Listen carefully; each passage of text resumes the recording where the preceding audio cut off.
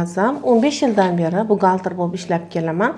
Bugungi kunda meni 100 dan ortiq korxonalarga xizmat ko'rsatuvchi outsource korxonam bor va men juda ham ko'p shogirdlarni o'rgatganman, ularni ishga yo'naltirganman. Hozirgi kunda hammalari o'zlarining yo'llarini topib ketishgan bu sohada. Menga juda ham ko'pchilik murojaat qiladi, buxgalteriya o'rganmoqchi bo'lganlar. Chunki ko'pchilik kursni bitirgandan keyin ularda ish topishda muammo bo'ladi. Chunki buxgalter bo'lib siz ishga joylashishingiz uchun sizda amaliy bir nechta ko'nikmalar talab qilinadi. Siz bularni faqat kursni bitirib egallay olmaysiz, sababi sizga ma'lum payt tajriba, amaliyot kerak bo'ladi. Kursni bitirgandan keyin ko'pchilik nima uchun ish topa olmaydi desangiz, birinchidan yetarli mana shu ko'nikmaga ega emas, suhbatdan o'ta olmaydi, o'ziga ishonmaydi. Endi amaliyotda o'z qo'llari bilan, o'zini ko'zi bilan ko'rib, qilib ko'rmagandan keyin u inson o'ziga ishonmaydi va tabiiyki suhbatdan ham o'ta olmaydi. Bunday holatda nima qilish kerak desa, men o'zimni birinchi faoliyatim boshlagan paytlarim menda maqsadim to'g'risi pul bo'lmagan. Qanchaga arzonga bo'lsa ham, hattoki tekinga bo'lsa ham men ishlashga rozi bo'lganman. Sababi men ana o'sha qimmat oylikka chiqishda talab qilinadigan ko'nikmalarni, praktikalarni o'zimda shakllantirish uchun. Shuning uchun siz ham kursni bitirganingizdan keyin 1 oymi, 3 oymi, 6 oymi bepul ishlashga ham rozi bo'lishingiz kerak, agar sizga u yerda amaliyot berish, ishga yo'naltirish va'da qilinayotgan bo'lsa. Bu amaliyotni qo'lga kiritganingizdan keyin siz qo'lingizdan o'sha ish keladi, biron bir ishga joylashib, bu yerda ham o'sha siz oylikni, katta oylikni so'ramasligingiz kerak. Chunki agar siz katta oylik talab qiladigan bo'lsangiz, katta oylik beradigan korxonalarni talablari ham katta bo'ladi, sizga yuklanadigan javobgarlik ham katta bo'ladi va bu siz bu yerda stressga tushib, mana xato qilganingizdan keyin stressga tushib, hattoki mana shu kasbni tashlab ketishga ham majbur bo'lganlarni ko'rganmiz. Shuning uchun asta-sekinlik bilan maoshingiz bilan birgalikda amaliy ko'nikmalaringizni oshirib borishingiz kerak. Bu borada yana men bir tavsiya qilgan bo'lardim. O'sha faoliyatingiz boshida o'zingizga bir amaliyotdagi ustozni topishingizni. Bunaqa ustozlar yo'q emas, bor. Faqatgina siz o'z ishontira olishingiz kerak, ustozni ko'nglini topib, unga yordam berib. Chunki mana ikki tomonlama bo'lishi kerak-da. Sizga faqat o'rgatib, ish bergan bilan siz ham uni aytganlarini qilib, uni o'sha ishingizdan uni rozi qilishingiz kerak. Keyin mana ko'pchilik menda praktikantlar keladi, sal ortiqcha ish buyursangiz, pul talab, ko'proq pul xohlashadi-da. Lekin uni tajribasi hali katta emas. Masalan, men outsource rahbari sifatida endi ish boshlagan tajribasi kam buxgalterga katta oylik bermayman. Uni ishlashini ko'raman, harakatini ko'raman, intilishini ko'rib, keyin sekin-sekin rag'batlantirib boraman. Demak, sizda asosiy bu kurslarda o'qiganingizdan keyin sizning asosiy maqsadingiz yaxshi ish topish uchun avvalo o'zingizni o'stirishingiz kerak. Bu borada jamoa bilan ishlashda ham, masalan, bizda outsource'da kelgan o'quvchilarni ko'pi jamoadoshlari bilan qandaydir hurmatsizlik qilganini ko'rganman. O'zidan kattasi yoki kichigi ish buyursa, rad etgan holatlarni ham ko'rganman-da. Siz o'zga ish o'rganishga, o'zingizni ko'rsatishga borgan joyingizda o'zingizni xulqingiz bilan, o'zingizni tutishingiz bilan ham ularga mamnun bo'lishingiz kerakki, yo'q, bu xodimni bizga olib qolishimiz kerak.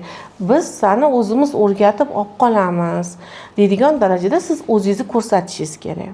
Siz ma'lum bir amaliy ko'nikmalarga ega bo'ldingiz. Endi rezyumengizni chiroyli qilib tayyorlab, suhbatga borishga tayyorlanishingiz kerak. Buxgalteriyada 5-10 million so'm oylikka chiqishingiz uchun siz u yerda o'sha javobgarlikni bo'yningizga olib, hisobotlarni o'zingiz qila oladigan darajada bo'lishingiz kerak.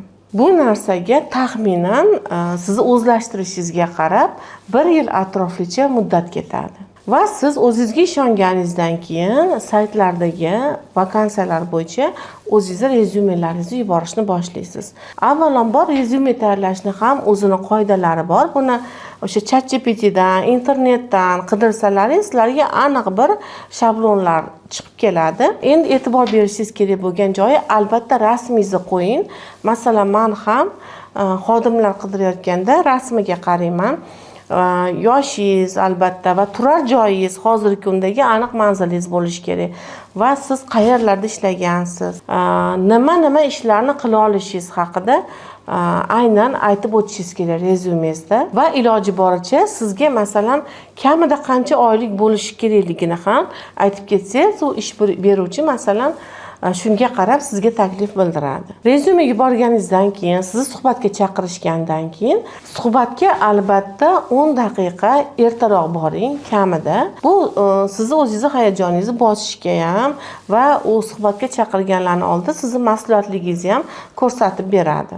Umuman o'zi mana ishlash jarayonida ham kech qolib boradigan xodimlar, har doim bo'lar bo'lmasga javob so'raydigan xodimlar bilingki, buxgalteriyada ish o'rnini yo'qotish ehtimoli juda ham katta. Chunki sizga ma'lum bir javobgarlik, topshiriq topshirilgan bo'ladi. Siz kech qolib kelsangiz, hadeb javob so'rursiz, bu sizni javobgarligingiz bo'lgan ishni boshqa odamga topshirishga majbur bo'ladi u korxona. Shuning uchun bizning sohamizda intizomlilik, ishda vaqtida bo'lish bu juda ham muhim. Suhbatda ko'p holatlarda, deyarli hamma holatda aynan siz qilishingiz kerak bo'lgan ishlarni kompyuterda ko'rsatib berishingiz so'raladi yoki og'zaki savol-javoblar so'raladi. Siz bunga tayyor bo'lib borasiz. Agar siz ham bugungi kunda buxgalter bo'laman deb o'zingizga ustoz qidirayotgan bo'lsangiz, men o'zimni shogirdlik kurslarimni yo'lga qo'yganman. 1 yildan beri ko'plab shogirdlarni chiqardim va ular hozirgi kunda o'zlarining ishlarini topib ketishgan. Hammasi bilan hozirgi kunda aloqadamiz.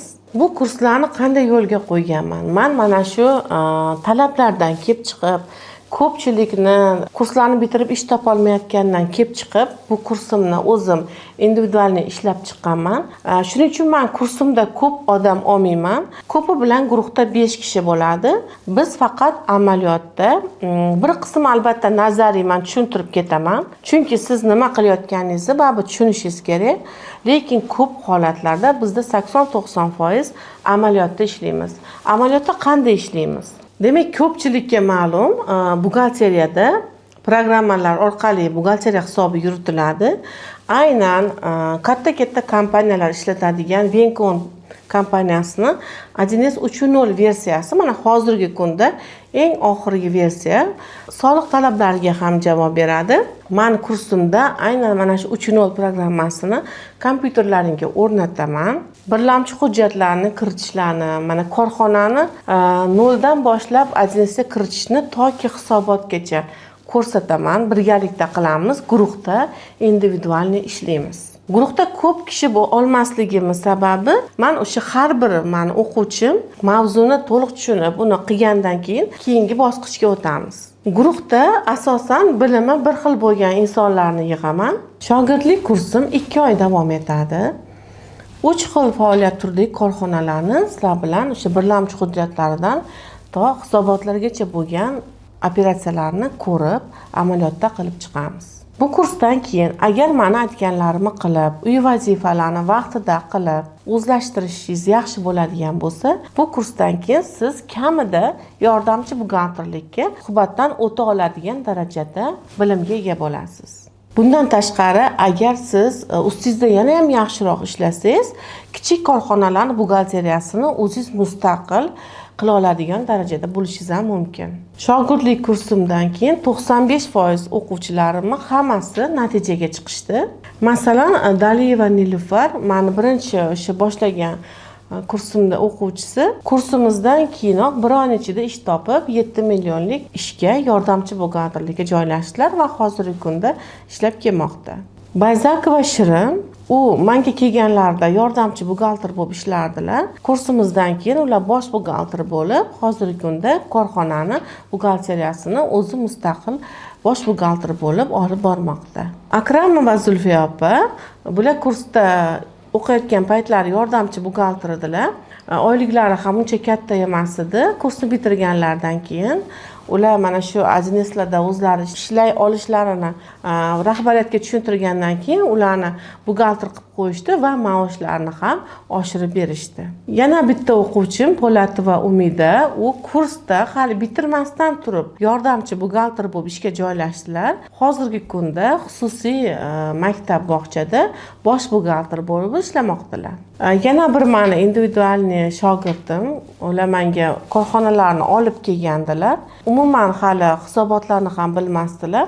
Bugungi kunda biz ular bilan 2-3 oy ishladik. Hozir 3-4 ta korxonani bosh buxgalter sifatida hisobotlarni o'zlari tayyorlab, ajneslarni ham o'zlari kiritib mustaqil buxgalter bo'lib ishlamoqdalar. Lekin men shogirdlik kursimga o'quvchilarni o'zim tanlab olaman. To'g'risi, menga u insonni maqsadlari, harakatlari va o'zlashtirish darajalari muhim.